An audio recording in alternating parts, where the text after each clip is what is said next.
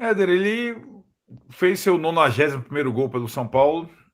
Ele continua decidindo os jogos. Ele é o melhor finalizador do time. Se vocês repararem, também ele assumiu um papel de liderança mesmo na reserva, vago, né? Desde a saída do Rafinha, a questão do Luiz Gustavo, a questão do Lucas.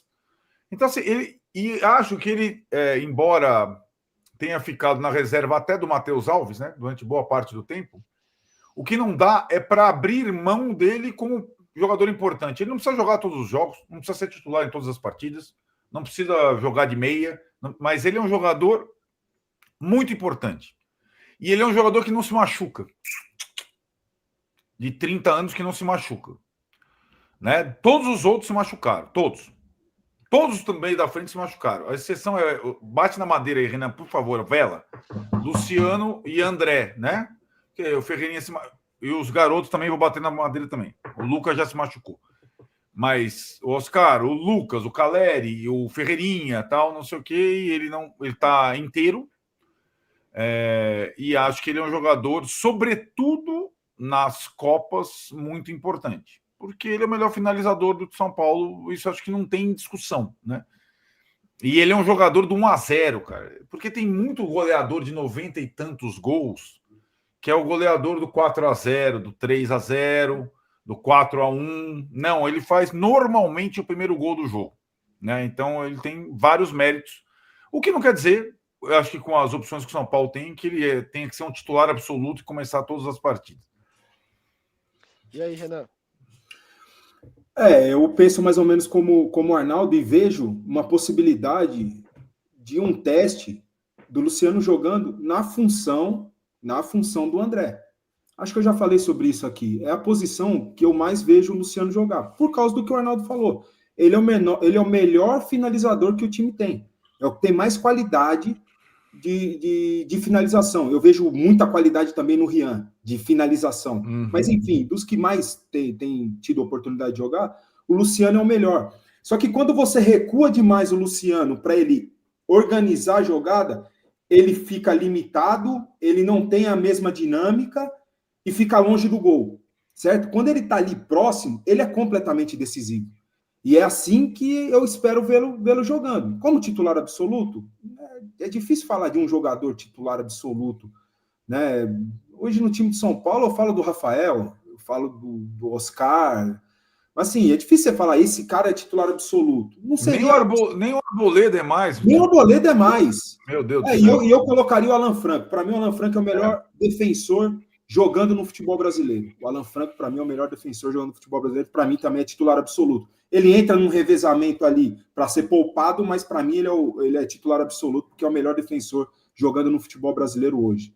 Com todo respeito às outras opiniões. Mas quanto ao Luciano, essa questãozinha, entendeu, Éder? É um jogador extremamente decisivo, tem sido um profissional muito bom, né? Quando foi para o banco, não, né? Pelo menos que a gente saiba, não tem buchicho de arrumar problema, um profissional que tem ajudado, tem sido um líder, é um jogador experiente, mas nessa função. Gostaria de ver ele nessa função. E aí é administrar, é a forma.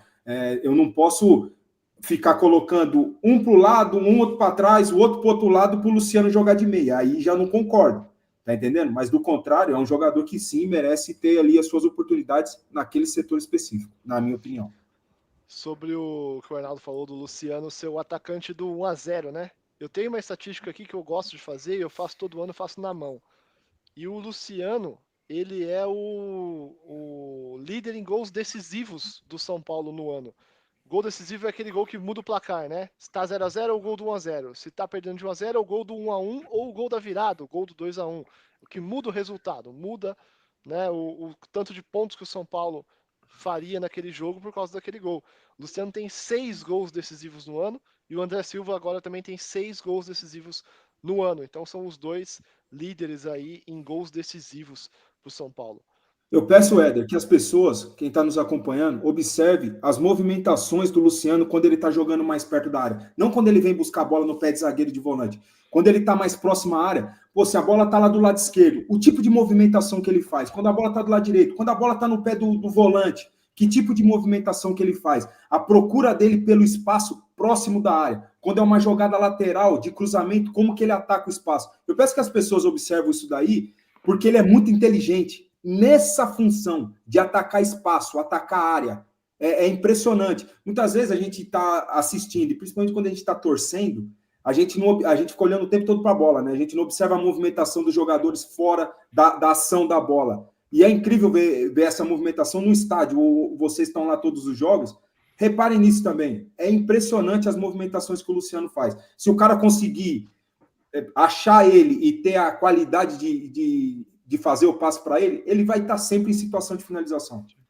No futebol americano tem um livro que chama Tire os Olhos da Bola, e vale também para essa questão. É olhar o jogo, não olhar só o que está acontecendo ali na bola, olhar as movimentações ao redor, que às vezes dizem muito mais sobre a tática do time do que de fato o que está rolando ali no foco, né?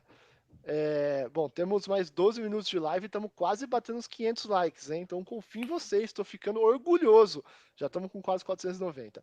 Vamos falar, a gente tem poucos minutos. Vamos falar rapidinho sobre o Juan, né? O Sassuolo acionou o São Paulo na FIFA pela dívida de 200 mil euros, gente. 200 mil euros. 1 milhão, 1 milhão e 200 de reais, tá? Pelo empréstimo do Juan. Não vou nem entrar no mérito se valeu a pena pagar 1 milhão e 200 para o empréstimo de um zagueiro, mas é difícil. O São Paulo tá devendo, vai entrar na FIFA por conta de 1 milhão e 200. É o que a gente fala do São Paulo desse ano, né? Do São Paulo. Não tem dinheiro.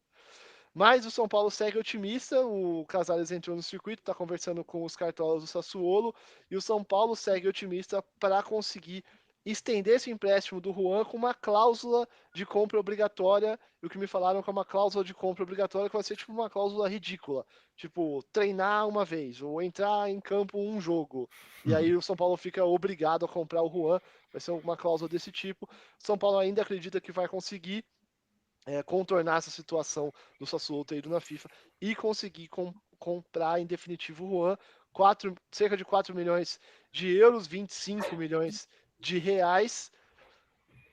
Não é uma unanimidade no São Paulo, tá? Tem gente lá dentro que acha que não vale a pena pagar 25 milhões de reais pelo Juan na situação que o São Paulo tem hoje com 4 zagueiros consolidados ali, né?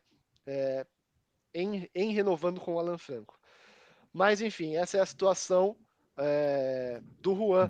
Vale lembrar rapidamente, eu acho ele um excelente jogador. A gente tem que lembrar que o Arboleda já passou. Ele é como o vinho, né? Ele me desafia, eu amo esse cara. Ele dificilmente ele está de novo jogando muito bem, o Arboleda. Sim, o Alan Franco é um dos melhores, o Renan tem razão. O Ferrarese é bom também, mas ele vai sempre para a seleção venezuelana e ele joga de lado. O Sabina canhoto. O Juan faz também o lado. Tal. O zagueiro nunca é demais. O Renan jogou com 500 zagueiros e o São Paulo usava os 500. Tem que ver se tem grana, mas tem uma coisa, um detalhe só. Quando o São Paulo fechou os empréstimos de Juan e Marcos Antônio, não era o São Paulo do FIDIC da segundo ano da gestão Casares. Era o começo da janela e o São Paulo ia fazer uma janela para ganhar campeonato de novo. Aí, no meio desse processo, galera, acabou o dinheiro. Não vem mais ninguém. Se o São Paulo... Aí, o final da janela é Santilongo e Jamal Lewis em outras condições, certo? Lá no final da janela, a janela gorda.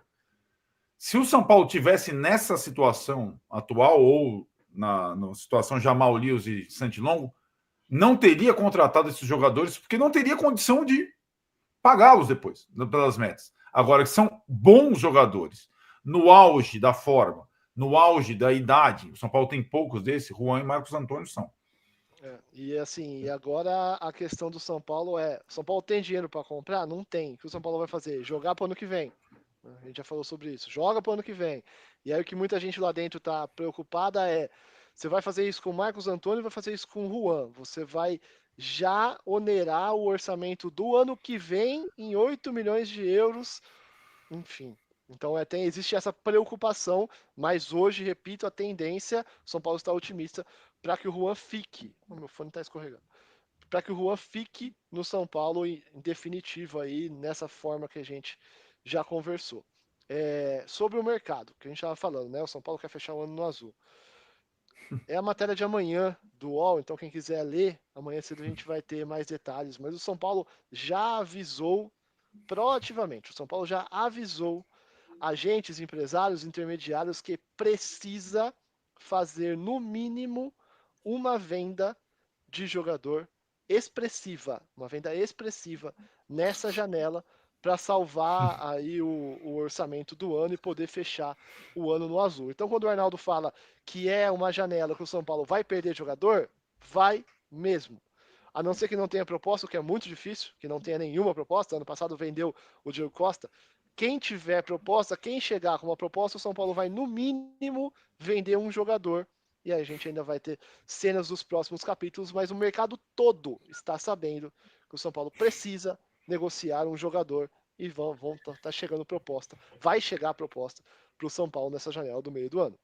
O mercado não pode saber. Por quê? Aí você vende mal, né? Aí você vende mal, o mercado não pode saber que você está desesperado para vender, certo? E assim, qual jogador hoje seria, qual é o potencial, qual jogador potencial que traria uma grande venda para esse meio do ano? Eu já via no meio do ano passado, antes da lesão, Pablo, no meio desse ano, antes da lesão, Pablo. Qual seria o outro? Porque os outros jovens começaram a jogar agora, não tem essa valorização toda, ou estou falando besteira? Qual seria esse... A questão é que a cada ano a Europa contrata mais novo jogador, né? Para mim, o Pablo já passou da idade, na minha Você acha que ele avaliação. não tem chance mais de uma venda para a Europa, Arnaldo? Eu acho que ali ocuparam a vaga dele o André do Fluminense, o Danilo, tipo, jogadores da idade dele que foram lá.